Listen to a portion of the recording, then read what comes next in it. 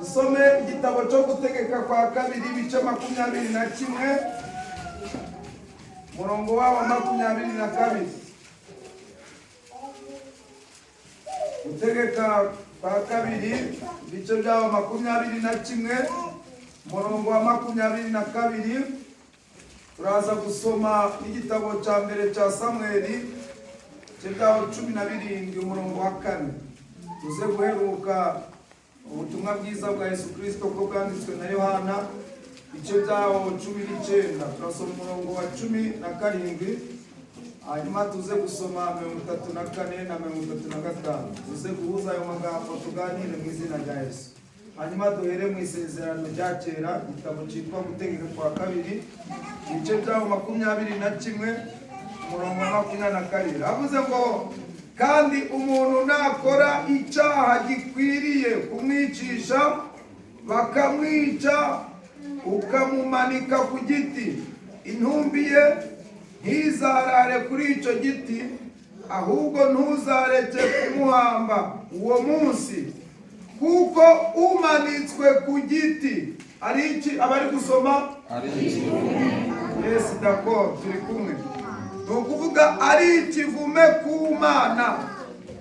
Shaka ngarukira aho ngaho, ako niko nshaka, iryo jambo niryo ndi guhiga cyane, kuko ari ikivume ku Mana. Hanyuma dusome nanone jambo ry'Imana, igitabo cya mbere cya Samuel ibice byawo 17 ku murongo wa 4, ipaji ya 275 mu isezerano rya kera. Igitabo cya mbere cya Samuel ibice byawo 17 murongo wa 4. Some mu izina rya Yesu. Haravuze ngo turasoma aya. Amaze ngo bukeye mu rugerero rw'Abafilisitiya havamo intwari yitwa Goliyati w'Igati. Ndasubiramo. Bukeye mu rugerero rw'Abafilisitiya havamo intwari yitwa Goliyati w'Igati. Tujye mu butumwa bwiza bwa Yesu Kristo ko bwanditswe na Yohana ibice byawo ni 19 umurongo waho ni wa 17. Wako nta byuma bihari, birasaba ngo mwanire n'abantu batuje batari kuriza abana. No.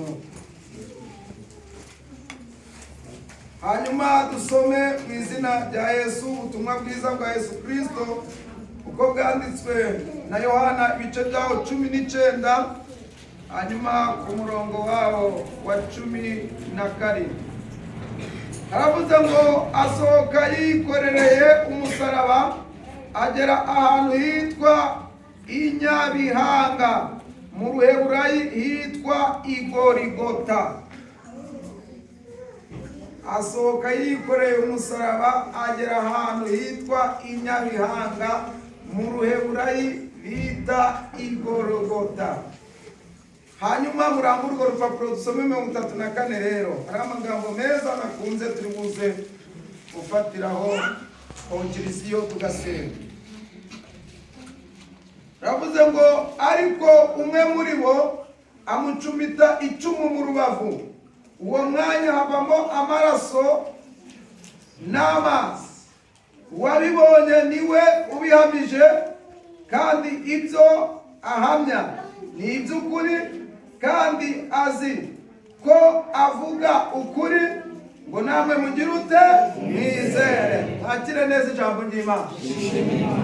Hanyuma mu bumbe Bibiliya tuganire mu izina rya Yesu. Haleluya. Amen.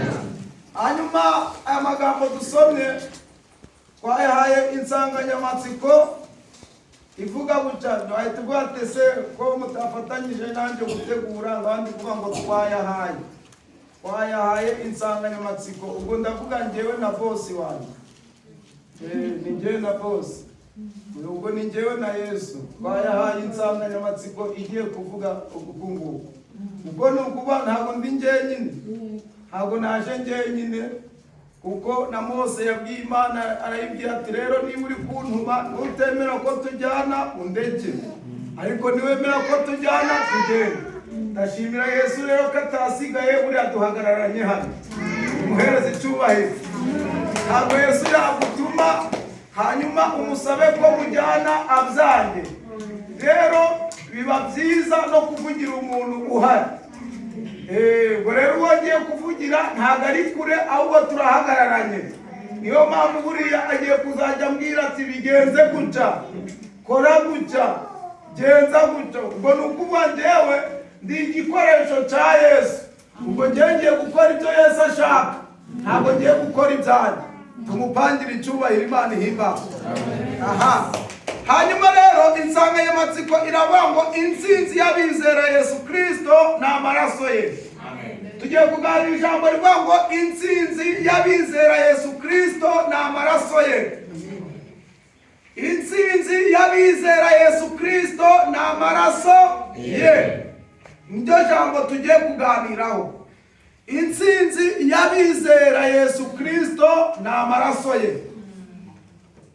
Hanyuma kubera iki muraje mwumve, turaza gusoza tubyina intsinzi y'aya maraso, kuko ntabwo ndibuze kuvuga aya Petero, sindavuga amaraso y'abaruteremayo, sindavuga ya Tadeyo, sindavuga ya Yakobo, kuko ayo ngayo ntabwo nyafiteho amateka, nta nubwo yakoze ibikomeye ngaya maraso y'uyu mugabo witwa Kristo.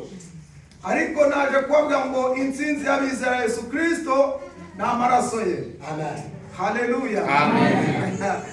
Hanyuma twasomye ijambo ry'Imana ryavuze ngo nuko muntu napfira ku giti intumbi ye ntizaharare, barongera bati ngo kandi ikimanitswe ku giti cyose ni ikivume ku Mana. Mu yandi magambo ntabwo cyaba ikivume ku Mana hanyuma ku bantu kibe kivumuwe. Ubwo kiba kivumwe ku Mana no ku bantu. Hanyuma kabiri twasomye ijambo rivuga ngo nuko mu rugerero rw'Abafilisiti havamo umugabo w'intwari witwa Goliyati wiga. Twongera dusoma andi magambo aravuga nuko Yesu ngo yikorerera umusaraba, hanyuma ngajya ahantu bita Inyabihanga, mu Ruheburayi bita Igorogota. Hanyuma rero ndashaka kuvuga kuri uyu mugabo Yesu.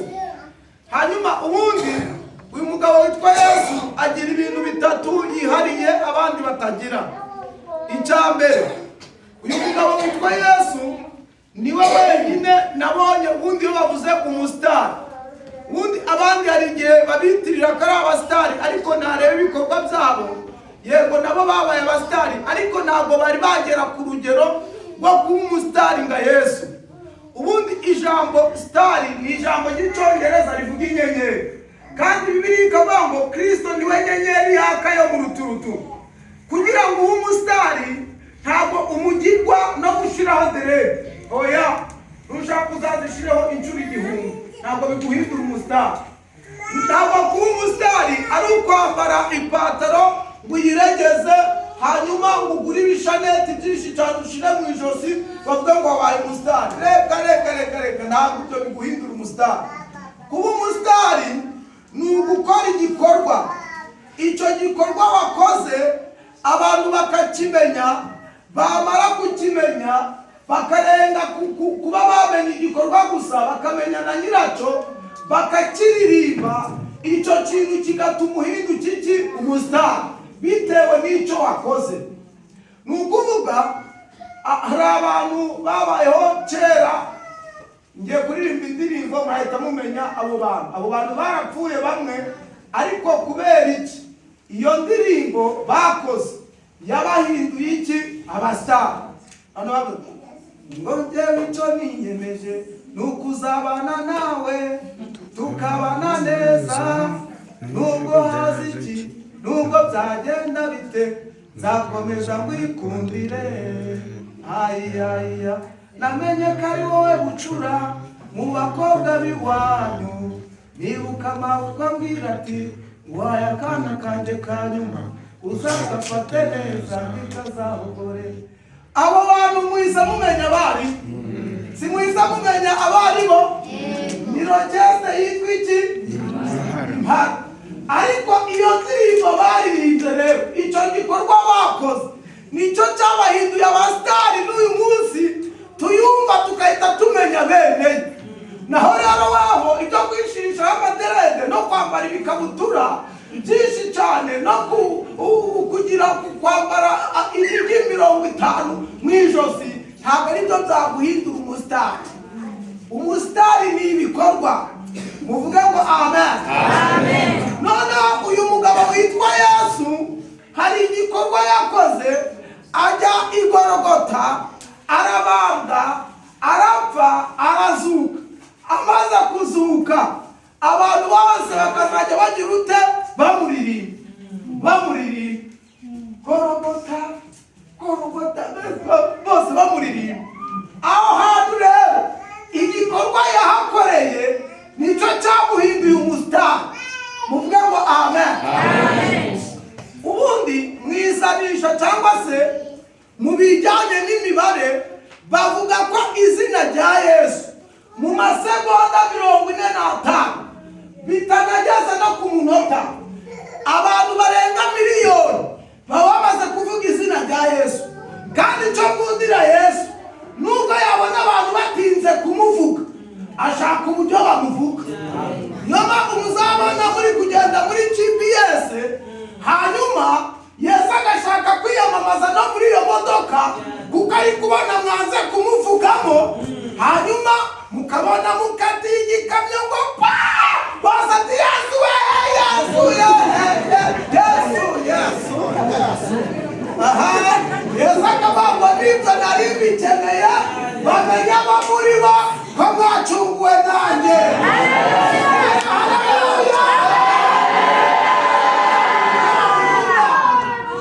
Yesu abashaka ko bamuvuga, nubwo utabishaka we arabishaka. Yo watinze no kumuvuga ariko unasita. Yesu we. Akabati sawa. Ariko sawa uri mu biki. Rero ushaka kujya kumuvuga rero. Haleluya! Nta kundi byagera. Rero icyo ni icyambere Yesu yihariye, niwe muntu ufite izina rivugwa cyane ku isi yose. Nta muntu wabona ibintu bikomeye avuga ati shangazi we oya, tewe muyomba oya, bose wituma Yesu we, Yesu umuraba akahita uhagarika. Hanyuma icyo ni icyambere. Kabiri, ndashaka kubabaza ikibazo hanyuma munsubize. Muremera ko Yesu ari umwana? Yego. Twavuze bakeya? Yego. Muremera ko Yesu ari umwana? Yego. Muzemera bagire gutatu rero? Aha. Ubwo mubyemeye rero bigiye kunyorohera. Bivuga ngo ntabwo waba umwami udafite igihugu, udafite n'abaturage uyoboye. Ntibyaba kare kuba perezida ni ukuvuga egari igihugu, egari abaturage. Waba perezida w'ibiti n'amabuye oya. Hanyuma rero niba mwemera ko Yesu ari umwana, bivuga ngo afite igihugu agomba kuba ayoboye, akagira n'abaturage agomba kugira ute? Kuyobora. Noneho mungurikire, ubundi mu buryo busanzwe iyo umwami atanze himundi, iyo umuperezida apfuye hanyuma bashyiraho undi bita ngo kuyobora inzibacyuho.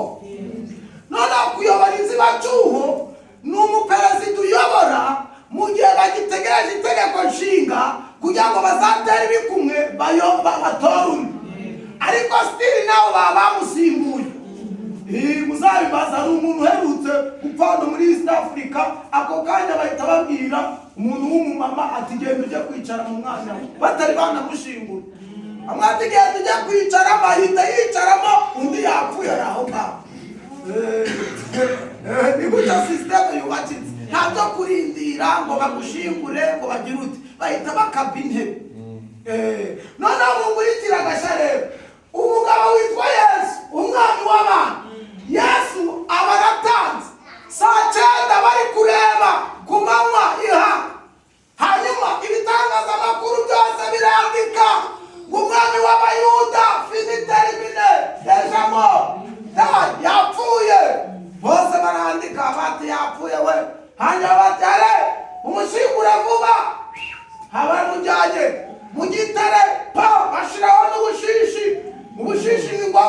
bakabugereranya na beto y'iki gihe bashyiraho beto batazagumemo. Hanyuma baragiye bazi ko bamwemeje, baragiye. Ikintu cyantangaje kigiye kubatangaza, umunsi wa mbere warangiye bakanuye amaso barebana, umunsi wa kabiri nawe urangira barebana. Nta muntu wigeze yidekarara avuga ngo ko umwami yatanze, reka byibura mbe iyi ngoma nzibye icyuho ibe nicaye mu mwanya we, iyi ngoma itazagira ikibazo. Niwe mwami wenyine Yesu wayoboye abantu ahari, atuyobora yanapfuye.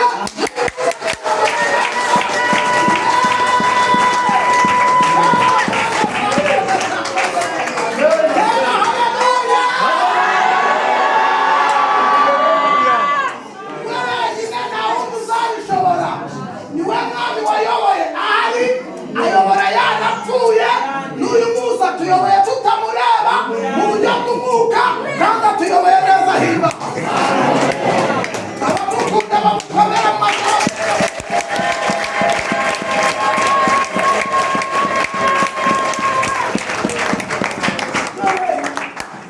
Niwe wenyine, niyo mama. Ingoma yawe mwami Yesu ntizahanguka, warayikoreye kata, urayigwanira papa, urayitsindira, ucungura itorero. Nibayikurekera niwanjye, ni wowe ubishoboye. Niwe wenyine ubashoboye. Uvuga ngo amen. Reka mbabwire, ashimwe Yesu tuyoboye neza. Ariko muzajye mutekereza, reba mama nawe mupapa nawe musore mukobwa, mureba aho yabavanye uburyo mwari abagome. Ubugome bwawe ureba n'uburyo wateraga abantu injonogo, ureba ubugahini wari ufite. Ninde wari kuzagufata kwe? Ntabwo ushoboye. Ayiwe Yesu arakuyoboye tu, kandi biri mukuru, kandi bikava. Haleluya. Ariko uziko buriya ijuru ariryo ryakoze imbunda irasa ibyaha. Ubundi mu isi uri umujura ukajya kuri banki ukiba amafaranga, barakurasa ugapfa, kandi ugapfana n'ubujura bwawe. Mu isi mama ntuza gufatanya n'umugabo yagukubita ubuhiri mu mutwe, warangiza ugapfa ugapfana n'ubusambanyi bwawe. Ariko mu ijuru barebye bakora imbunda yitwa ijambo ry'Imana, nirasa ubusambanyi, umusambanyi agasigara, ejo mukazahura ari umukozi w'Imana. Mukazahura yabaye pasiteri, ukomera Imana amashimwe.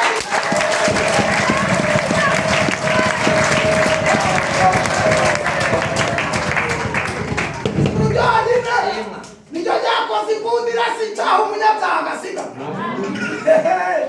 Mwese muri hano kubera ko imbunda ijuru ryakoze ryitwa ijambo ry'Imana ryarashe ibyaha, murasigara. None dore mwitwa abakozi b'Imana. Ashimwe Yesu wayikoze neza. Ndafashijwe ndajegereza. Haleluya.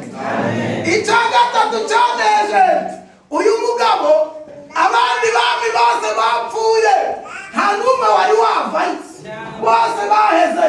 Ariko we ku munsi wa gatatu abatari abantu mfitanye nabo randevu, kandi ndacyayoboye. Reka noneho ngomeze ingoma yanjye, hanyuma mveyo. Babona umugabo arabazukanye dara, bati genda giye. Ati n'imyaka tumaze inaha, ati ni mwebwe, ariko njyewe hari gahunda mfitanye n'abari hejuru. Haleluya. Arangije barasutse. Ariko tumuhaye icyubahiro Yesu.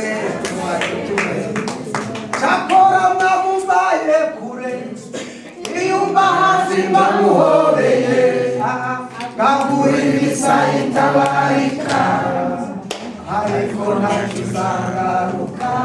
Mukunzi wanjye nzikunyumva, akira ishimwe ngushimiye. Mukunzi wanjye nzi kunyumva akira ishimwe ngushimire haleluya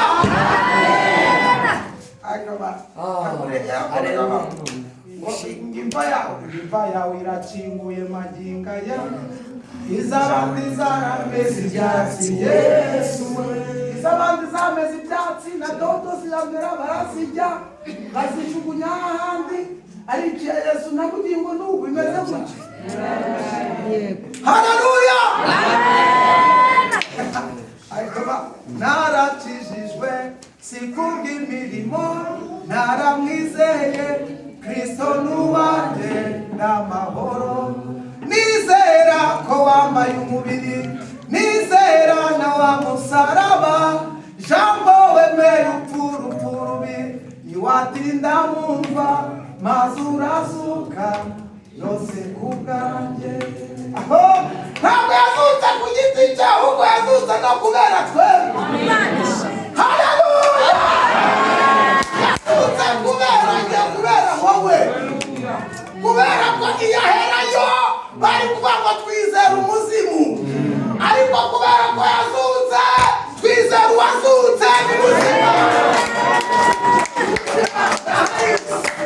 arahari yesu arahari ntabwo mumurebesha amaso y'umubiri ariko ibyo akora birafatika tukamenya uwo ari we haleluya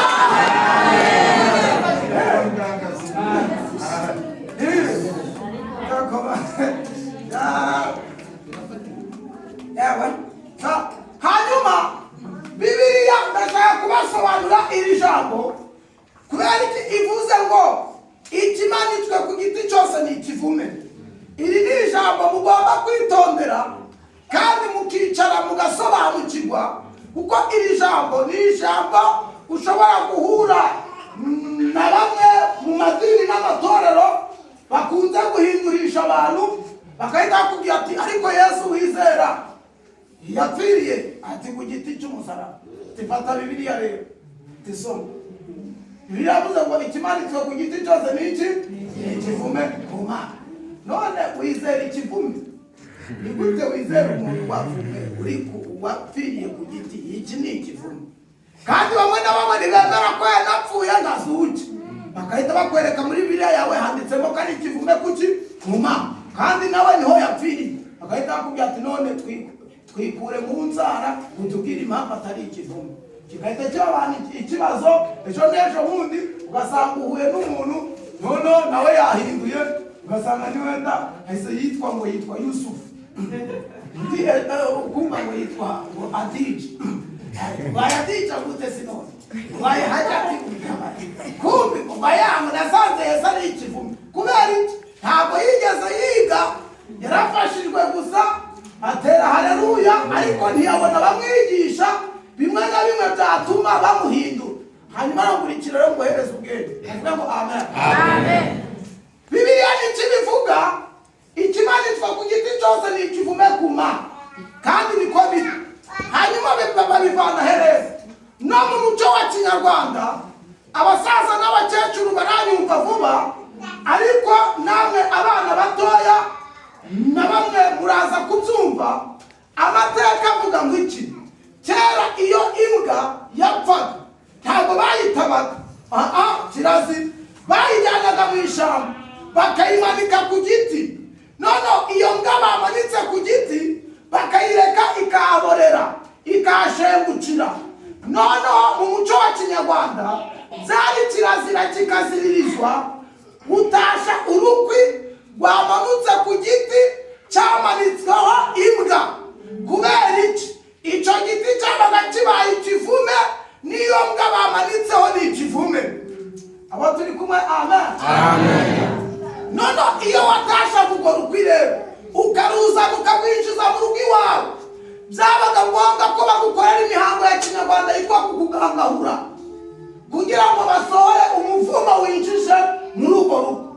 Rero urumva rero kuvuga ngo ikimanitswe ku giti ni ikivume ku Mana no mu muco wa Kinyarwanda nyine urumva ko ikimanitswe kuri icyo giti kikashengukira ni ikivume.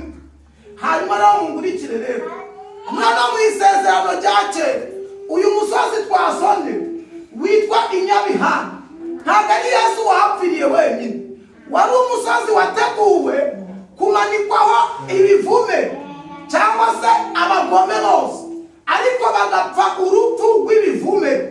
Bapfaga gute rero?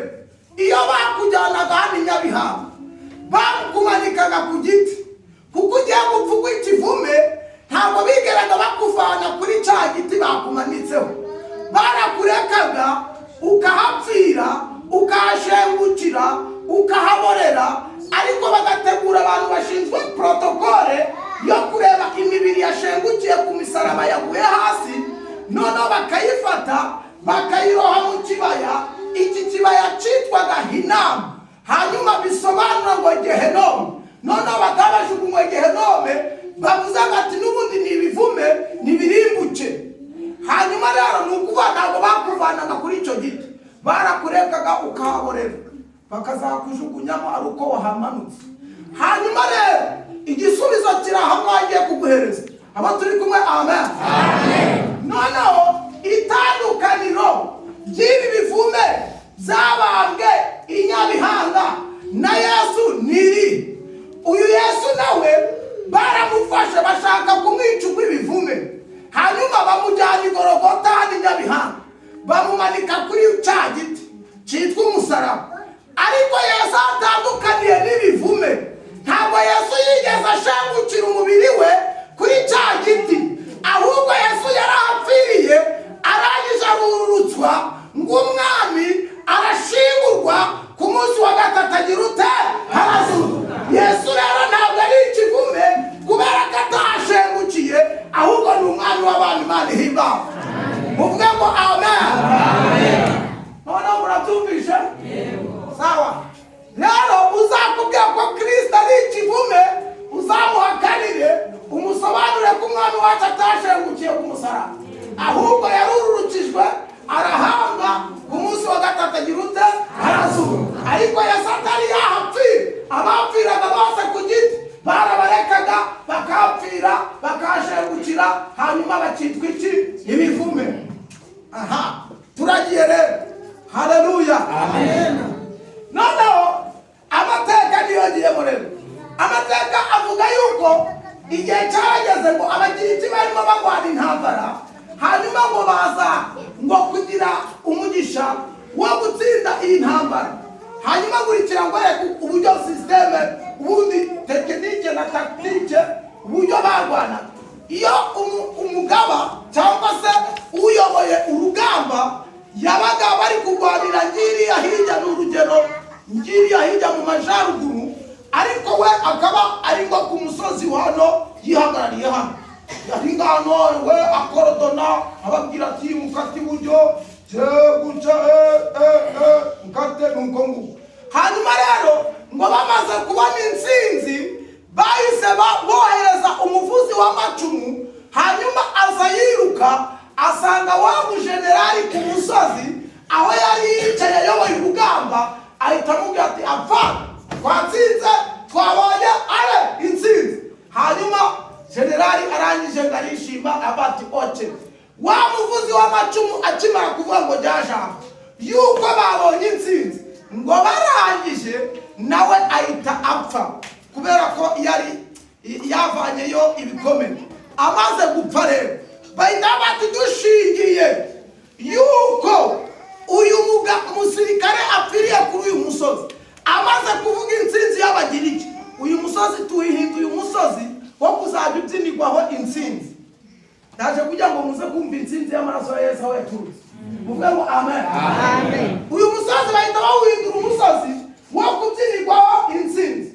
Aho ducakire igiti kinini hari hanze kubona, nzanire igiti kirekire kingana n'ubuca, cyangwa se igiti cy'umukorokesho. Muvuge ngo amen. Amen. Nanone amen cyane. Hanyuma barangije bahita bahitamo uwo musozi kuwubyiniraho intsinzi. Hanyuma none twasomye irindi jambo ryavuze ngo mu rugerero rw'Abafilisitiya havamo intwari yitwa Goliyati w'Igati. Uyu mugabo Goliyati utazajya umwumva ni umuntu woroheje, yari igikomerezwa, yari umugabo ukaze, kuko yafite mikono esheshatu. Mu ngero zihuse cyane ni ukuvuga yari afite metero eshatu. Hanyuma ndaza kuvuga ku ikoti gusa, ibindi mbireke. Yambaraga ikoti ripima shekeri 5,000. Mu ngero z'inaha iwacu shekeri 5,000 naragereranyije ndakuba nsanga ari ibiro 60. Ni agafuka kasima ukagerekaho n'ibindi biro bingahe 10. Ni ukuvuga hano muri uru rusengero nta mugabo urimo w'ibizigira. Nushaka kuba warateruye watwaza Goliyati ikoti rye ryonyine waritwara gute? Wafata agafuka kasima ukagatereka amazi ntibyakura. Inono ibaza umuntu wambaraga ikoti ry'ibiro 60 ryonyine. Icumu rye bavuga yuko igihunda cy'icumu cyapimaga ibiro 6. None ibaze uyu mugabo, yes give me. None ibaze uyu mugabo yari afite icumu. Hano urabona iri cumu ni rya Goliyati rero. Uvuga ngo amen. Amen. Tugiye kwiga rero, buriya tugiye gukompara ibyo bita materiel didactique, imfashanyigisho. Hanyuma rero mwebwe muraza kubona iki ari igiti, ariko tugiye kukibakiza kibe icumu rya Goliyati kugira ngo mwumve inyigisho ngiye kubigisha. Muvuga ngo amen. Amen. Kandi abona abaza none hagaye ikibazo kihita kimutsinda, namubaza ngo iki niki, ahita ngo ni igiti. Cege ntabwo waba wakurikiye neza. Hanyuma iri ni icumu rya Goliyati. Goliyati kubera ubushongore n'ubukaka yabaga yambaye antibare hose no mu maso he, ku buryo iyo wamuteraga icumu ntiryinjiraga. Reka kubera ubwo bushongore n'ubukaka yinjiraga mu banzi babo akagenda, uwashaka akaba ari we yica. None akagenda kandi akazajya aragenda ari gushakisha umusirikare ukomeye. Ntabwo yagendaga ari gushaka agafifi, oya. Ntabwo yagendaga ari gushaka umuntu wo hasi, oya. Yagendaga ari gushaka ukomeye. Kubera iki? Iyo ufashe ukomeye abari hasi bose uba wabarangije. Abo turi kumwe amen. Amen. Mu buryo bw'umwuka ndashaka kubabwira ngo iki, ntabwo Satani ashaka gusenya iki cyumba cy'amasengesho akwiriye kuza kurwanya umuntu utazi gusenga nayo umunsi umwe. Agushaka yitize ntacyo wishe nta n'icyo ukijije.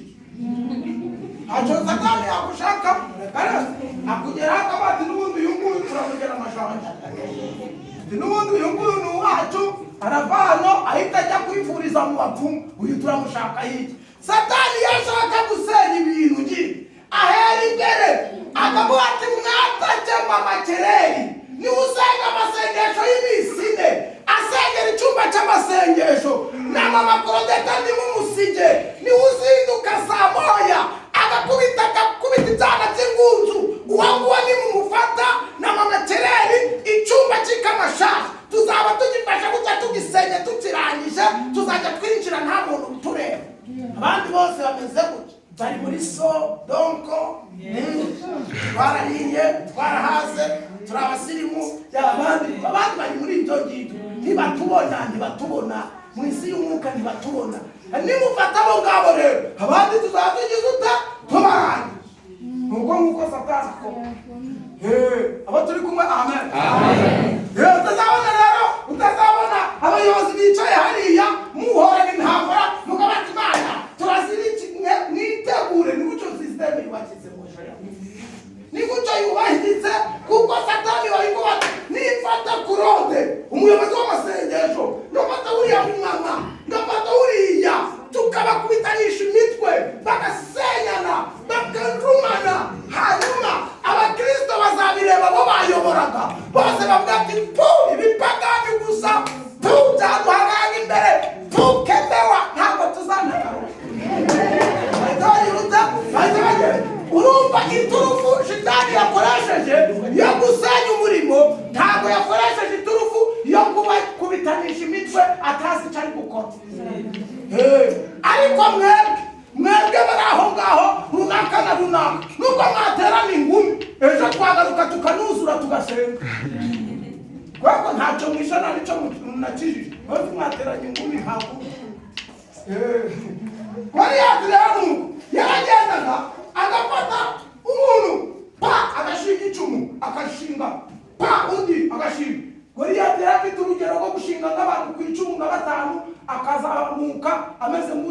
kanye singana akagenda kimeze kuja gifuye turabarangije sha badafite utubaraga bagiye guhita kwisubira muri byesha barabura umuziki babura n'iki bahita bagenda sha noneho kiraza cyangwa Goliyati cyarazaga twasomye ngo nuko ngo Goliyati w'Igati noneho Goliyati akazana babantu yishe bakaza kubyinira intsinzi ku musozi witwa Igati noneho umusozi witwa Igati niwo musozi abagiriki bari barabyiniyeho ya ntsinzi ya mbere niho Igati naho Goliyati agiye kubyinira kuko ni umusozi waremewe kubyinirwa iki Goliyati yarazaga rero nawe kuri wa musozi akabata ahangaha bose akabyina Goliyati urakaze tsinzi abafilisitiya turakaze bakiterera hejuru kuri wa musozi witwa hehe Igati nyine ariho twabonye abagiriki nabo babyiniye iki intsinzi muvuge ngo amen nanone amina cyane noneho wa musozi rero ubu ngubu ni ukuvuga isomo kuntu rimeze ubu tumaze kubona intsinzi ebyiri mwabyumvishije tubonye intsinzi y'abagiriki sibyo tubonye intsinzi yande ya Goliyati y'abafilisitiya muvuge nta kibazo ndashaka umutuganira kuko ndashaka kubigisha ni ukuvuga intsinzi ya mbere ni y'abagiriki iya kabiri ni yande y'abafilisitiya ya Goliyati aho Igati noneho tugiye kureba indi rero ntsinzi ariyo tuza gusorezaho karundura noneho ya gatatu hanyuma ni ukuvuga umugabo witwa Pilato urabizi ko Yesu buriya yarangije kuvuka narangije kumuvutsa yavutse ari gukora umurimo hanyuma Yesu rero bari kumugambanira ubwo nyine byarangiye nyine igikorwa kiri kubiyongera ariko noneho Pilato ngiye kumuvuga Pilato yari afite abasirikare bamurinda cyangwa se twagereranya mu mvugo mwahita mwumva twabita nk'abajepe bamurindaga 100 muri abo basirikare bamurindaga ng'umwami Pilato 100 ngo havuyemo umusirikare umwe witwa ngo Longine ariwo bita Longinus noneho ngaza kurwara urwaye kuko abandi arwara ijisho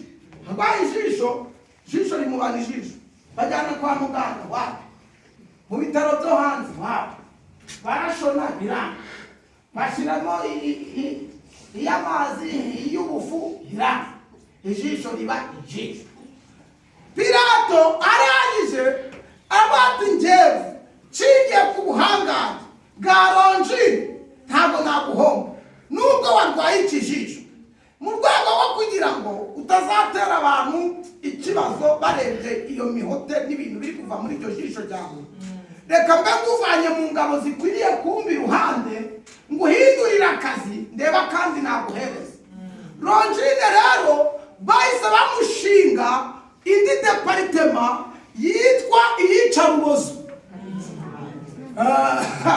umva deparitema bamuhaye ariko noneho umuntu bavanyeyo wahotse n'ijisho arashiramo ubugome buvanze na nyina w'ubugome na sekuruza w'ubugome kiraza rero Longine bamubwira ati wowe deparitema y'iyicarubozo niwe wihagarariye ni wowe uzajya uragena uko umugome agomba gupfa hanyuma rero niwe wari ushinzwe iyicarubozo ku musozi bita Inyabihanga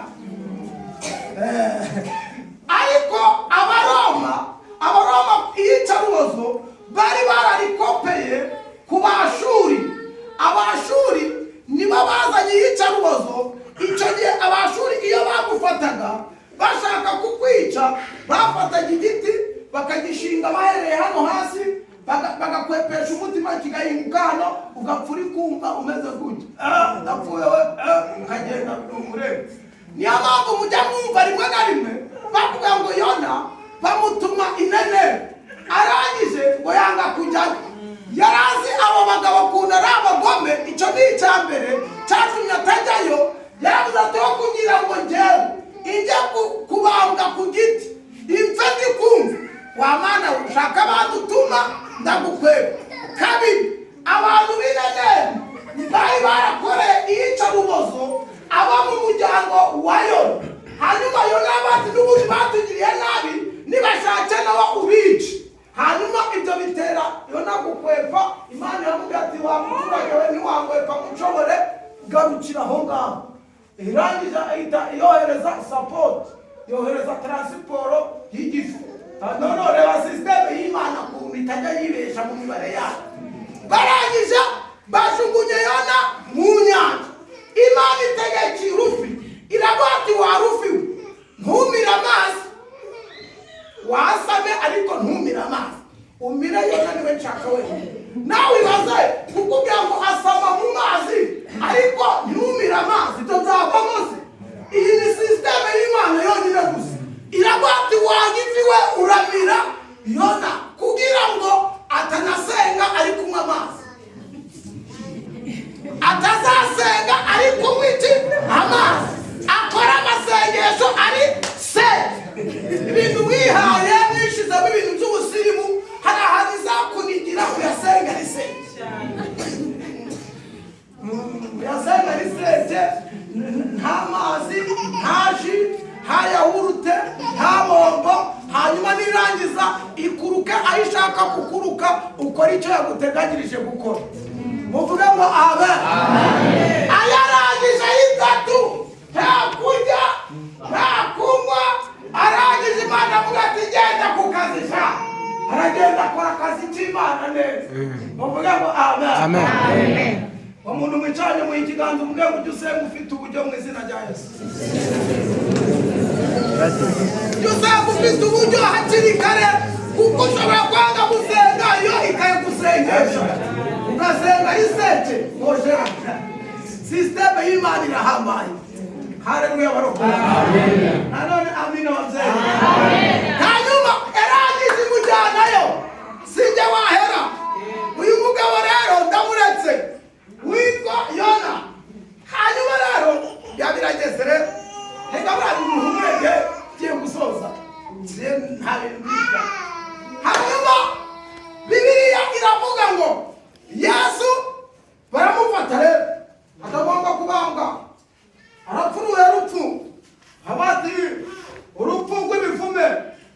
Hanyuma mu mujyana ahandi tubyinira intsinzi, tube twivuye umwanzi. Uzikumva cya gisambo cyakujujuje bakakubwira ngo bakimanitse, abati utukira agapfa, cyatumaga tiyororera n'agakoko puhushe.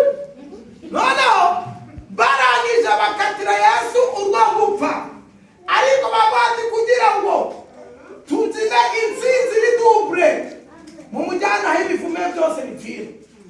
Hanyuma urukiko rwanzura ibingibi. Urukiko rumukatira yuko Yesu agomba gupfurwa ibivume, ariko kondisiyo Yesu ntibamubambe areba i Yerusalemu, ahubwo bamubambe areba abanyamahanga. Kubera iki? Baravuze ngo nimumubambe atureba uwo mugabo atagutera umwaku, ahubwo mumwerekeze mu banyamahanga badafite Imana rurema, n'ubundi bariya nabo ni bene wabo ni ibivume apfa bareba.